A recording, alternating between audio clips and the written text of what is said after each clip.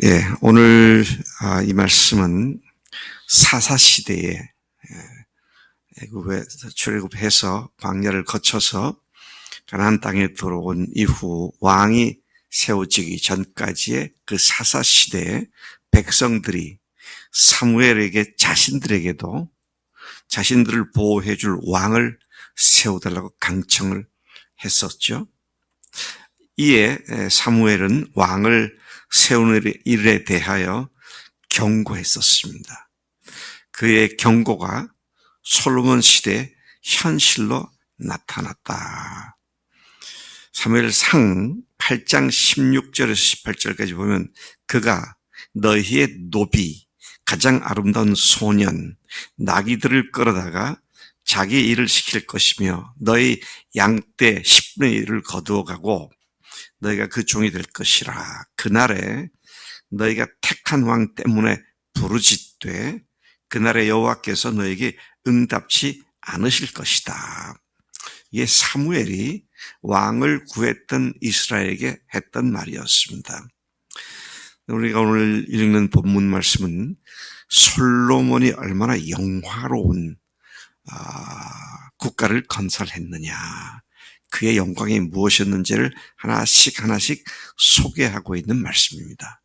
참 그 어떤 왕들도 누리지 못했던 번영과 또 강성함을 이야기하고 있습니다.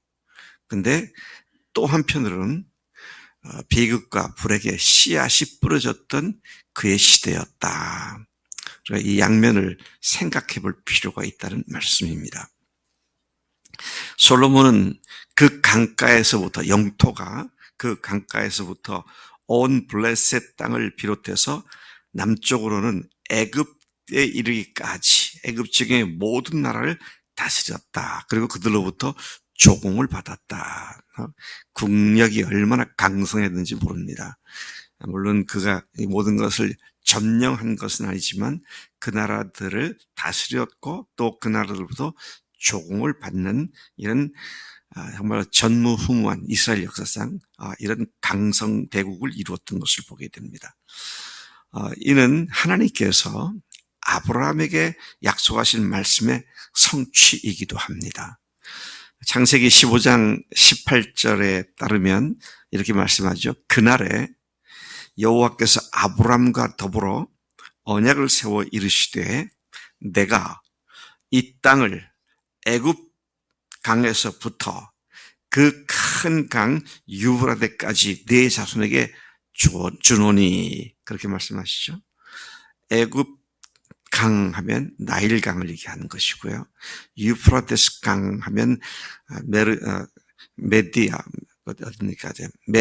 메디아 또 페르시아 일대까지 펼쳐져 있었던 유프라테스 강까지 중동 지역 거의 전역을 네 후손들에게 주겠다, 그런 말씀하셨는데 솔로몬 때 이 일이 실제로 이루어진 것을 보게 됩니다. 자, 그가 얼마나 영광과 강성과 부함을 누렸는지 몇 가지로 설명을 하고 있습니다. 첫째는 그가 왕궁에서 소비한, 하루에 매일 소비한 음식 양을 이야기하고 있죠. 그것들 중에서 곡식류는 가는 고운 밀가루가 30고르, 굵은 밀가루가 60고르, 60과 30 아니 90고르죠. 그래서 제가 좀 찾아보니까 약 한 14,000명이 먹을 수 있는 음식 양으로 얘기해요. 주로 빵이나 뭐 전병이나 이런 것을 그어서 먹었겠죠. 또 육류로는 살찐 소 10마리, 초장의 소 20마리. 살찐 소는 특별히 아주 통통하게 잘 살찐 소고, 그다음에 초장의 소는 방목하고 있었던 소들 중에서 20마리, 그래서 30마리, 양이 100마리, 그 외에 수사슴, 노루, 암사슴, 살찐 새들, 이런 것들이 육류로 소모되고 있었다. 하루에 이 정도의 양을 소비하고 있는 궁전, 왕궁, 왕권, 나라 생각을 해보게 되면 참 놀라운 일이다 생각이 듭니다. 또 24절부터 25절 두 구절에는 솔로몬의 영토 확장과 외교에 대한 말씀이 나오죠. 강 건너편, 유프라데스 강 건너편 딥사에서 가사까지, 거기 동쪽으로는 그쪽부터 지중해까지라는 말씀이 되죠. 강 건너편 모든 왕을 다스렸고 사방에 둘린 민족과 평화를 누렸다. 감히 이스라엘을 공격해올 나라가 없이 평안함을 누렸다. 솔로몬 생존에 유다와 이스라엘 백성들은 북쪽 끝 단에서부터 남쪽 끝 부엘세바까지, 그래서 여러분 이스라엘 팔레스타인에 펼쳐져 있던 12지파가 살던 지역을 얘기할 때 자주 이런 표현을 나옵니다. 단에서 부엘세바까지. 단 하면은 제일 북쪽이고요. 부엘세바 하면은 사람들이 살 수 있는 남방 한계선, 그 밑은 흉악한 광야지대니까, 그래서 북쪽부터 남쪽까지, 우리나라 말로 하면 백두부터 한라까지, 그런 말이 되겠습니다. 자, 이건 이제 이스라엘이 살고 있던 팔레스타인 지역 전체를 아우르는 말인데, 거기에 사람들이 살았는데 어떻게 됐느냐, 여기 보니까 뭐라고 말합니까? 그들이 포도나무와 무화과나무 아래에서 평안히 살았다. 세상 근심 없는 태평성대를 이루며 살았다. 그런 말씀을 하고 있습니다. 또 솔로몬의 영광에 대한 또 다른 측면은 병력을 얘기하고 있죠. 여기 보면 병거의 말 외양간이 4만 개였다. 근데 마병은 12,000명이었다. 조금 안 맞죠? 마병은 12,000인데 말 외양간은 4만 명이었다. 그래서 제가 다시 이걸 찾아보니까 다른 성경에 보면 4천으로 나와 있는데 이것은 아마 옥이었을 것이다. 그렇게들 추측을 합니다. 병거를 집어넣는 뭡니까? 외양간이 4만인데 마병은 12,000이었다. 그러면 말이 안 되잖아요. 그래서 아마 이것은 4만이라고 만을 갖다가 1000을 만으로 잘못 오기했을 것이다. 이제 이런 추측들을 하는 것을 보았습니다.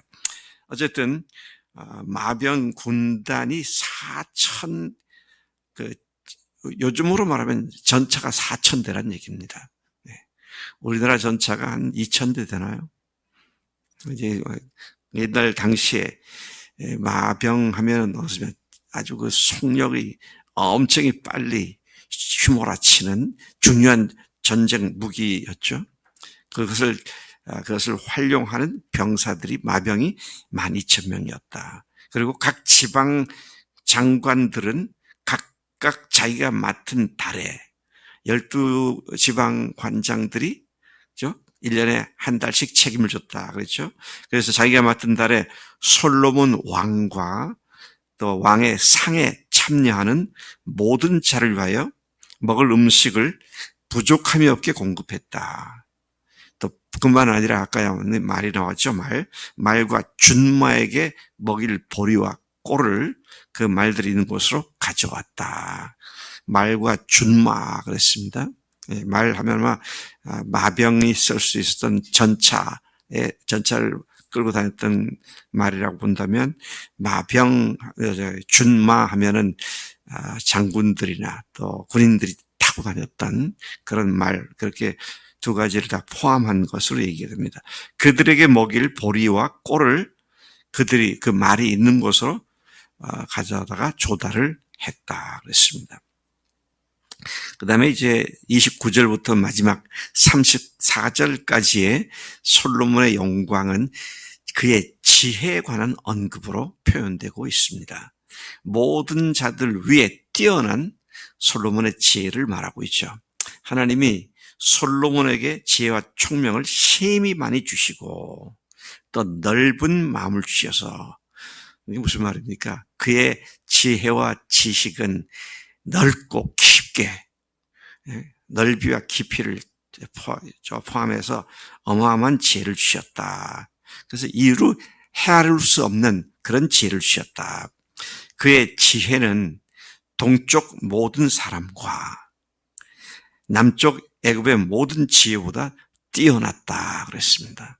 여러분, 동쪽 하면은요, 이스라엘의 요단강 동쪽으로부터 시작해서 유브라데스강까지인데, 모두 저는 가보진 못했습니다만은 요단강 동쪽의 요르단에 페트라라고 하는 유적지가 있죠. 거대한 바위산을 깎아서 기둥을 세우고 깎아서 큰 사원을 만들고 그런 어마어마한 건축 기술들. 또 여러분 그 앞쪽으로 동쪽으로 더 가보면은 지금은 어디인지 잘 모르지만 터가 있다고 얘기 듣고 있습니다만은 공중궁전. 네? 누구예요? 바벨론 시대 때, 페르시아 때 지었던 그런 어마어마한 궁전들은 현대 기하학이나 건축학에서도 불가사의할 정도고, 또 남쪽 애국으로 가보십시다. 우리가 알고 있는 피라미드, 스핑크스, 각종 신전, 그런 것들은 주전, 솔로몬 이전으로 올라가잖아요.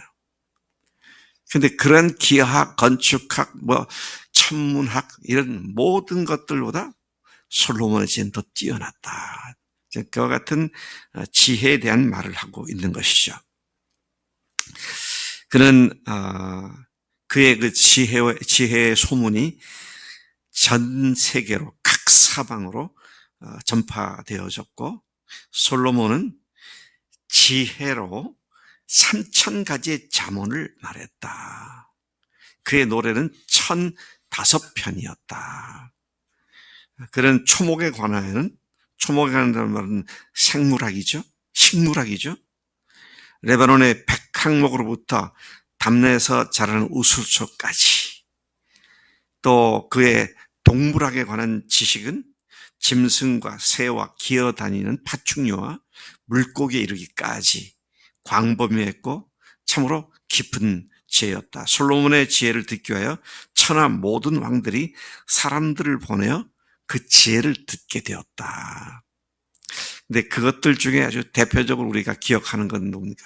시바 여왕이 직접 솔로몬의 지혜를 듣기 위해서 그 먼 길을 찾아왔다는 것을 우리가 기억하고 있습니다. 그런데 이러한 놀라운 번영의 또 다른 한편에서는 죄악의 씨앗들이 계속 뿌려지고 있었다. 이 양면성을 우리가 분명히 봐야 할 것 같습니다. 오늘 말씀에 따르면 솔로몬 시대에 솔로몬과 백성들은 그 어느 시대하고도 비교할 수 없는 대단한 물질적 번영을 누렸습니다. 물질적 번영을 누렸죠. 그러나 번영은 영적 측면을 죽이는 그런 번영이었습니다.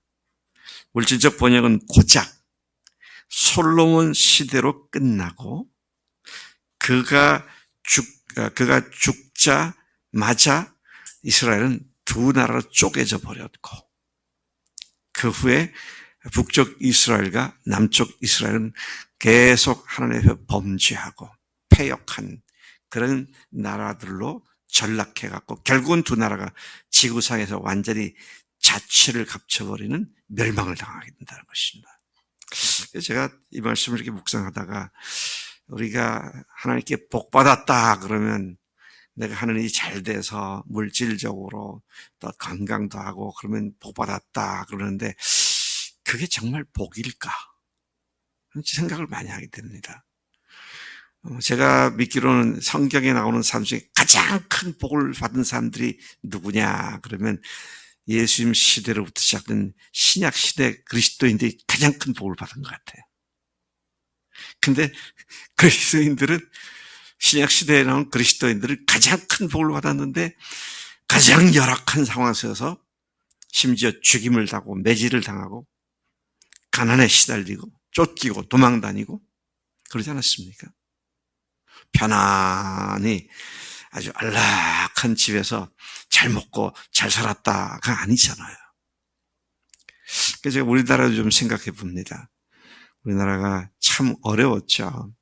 좀 어려웠습니다. 상범이 형제 30대 초반, 중반, 40대까지도 얼마나 우리가 잘 못 살았는지 잘 몰라요. 네. 어렸을 때 간식거리가 없어가지고 찔레순 꺾어서 껍질 벗기고 먹었던 것. 심지어 보리가 익는 계절에는 깐부기라고는 보리병이 있어요. 이삭이 까맣게 되는 거 있죠.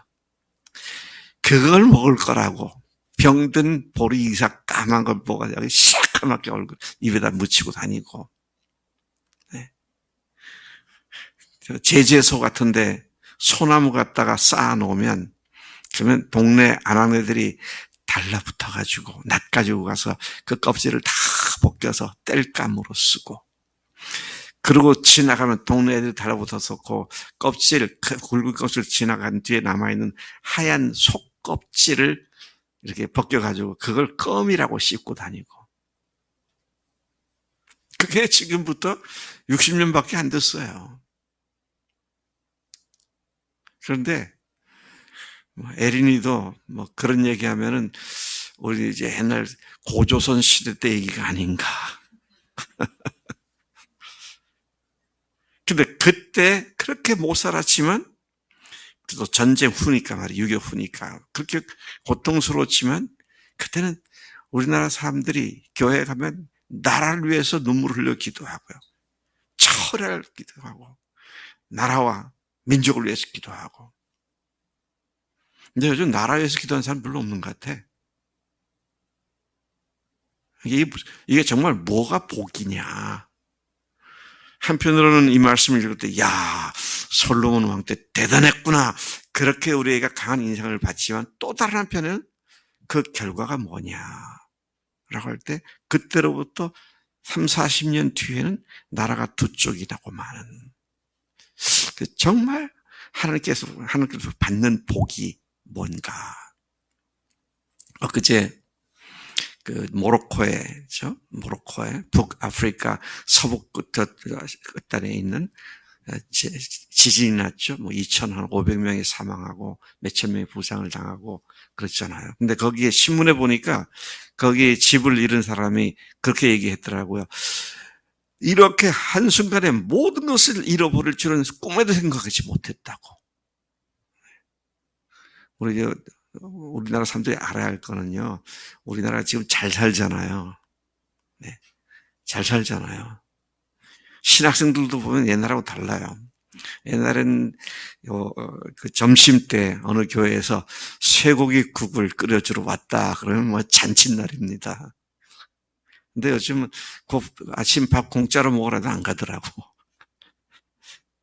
네, 그런데 한순간에 모든 걸 잃었다, 그런 말이 신문에 보면서 내가 좀 공감을 했는데, 우리나라가 이렇지만은요, 좀 미안한 얘기지만 서울의 아파트 한 채가 뭐 몇십억 원 되잖아요. 30-40평짜리가 몇십억 하지 않습니까? 그거요. 한순간에 몰락할 수 있어요. 예를 들어서 북한이 미친 짓 해가지고 남쪽에다가 조그만 소형 핵폭탄으로 던져버리면 다 끝장나요. 근데 그거 천년 만년 살 것 같이 그렇게 착각을 하고 산다고요. 그런 일이 아니라도 하나님께서 오늘 데려가시면 그건 나하고 아무 상관없는 겁니다. 이런 면에서 우리가 정말 솔로몬의 영광을 부러워할 거냐, 예수님을 위해서 복음을 전하다가 목숨을 바친 믿음의 사람들을 부러워할 거냐, 그런 가치관에 있어서 우리가 정말로 뭐가 하나님께로부터 오는 영원한 복인지 이 시각을 제대로 갖는 것이 필요하다. 오늘 우리가 말씀을, 솔로몬의 영광을 읽다가 제가 반대로 이런 마음이 굉장히 많이 들더라고요. 그래, 이랬었어. 이랬는데 근데 끝은 뭐야? 그 망하지 않았는가? 이제 이런 것도 생각하면 야, 참 우리가 사는 1, 20년, 3, 40년 그때 잘 먹고 평안하게 잘 살자고 하나님과의 관계나 하나님에 대한 사랑과 헌신을 엿바꿔 먹는 미련한 우리가 아닌가.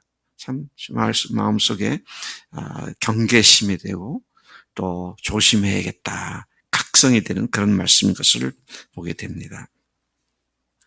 자, 오늘 본문에 나와 있지 않지만 제가 한 가지만 더 말씀드리면 솔로몬은 이 영광 가운데 많은 이방인 처와 처첩들을 두었고, 그죠? 또 그가 그 애굽으로부터 말들을 수입해 왔습니다. 말들을 마병을 위해서 수입해 왔죠.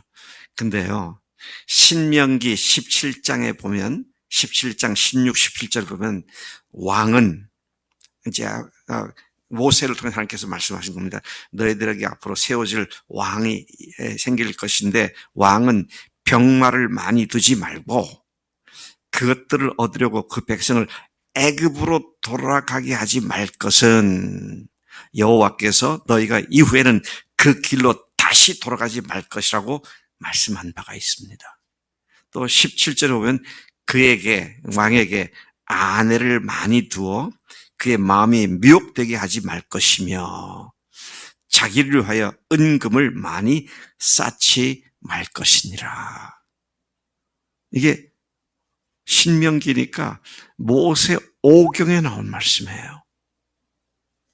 근데 솔로몬은 정확하게 반대 짓을 했잖아요.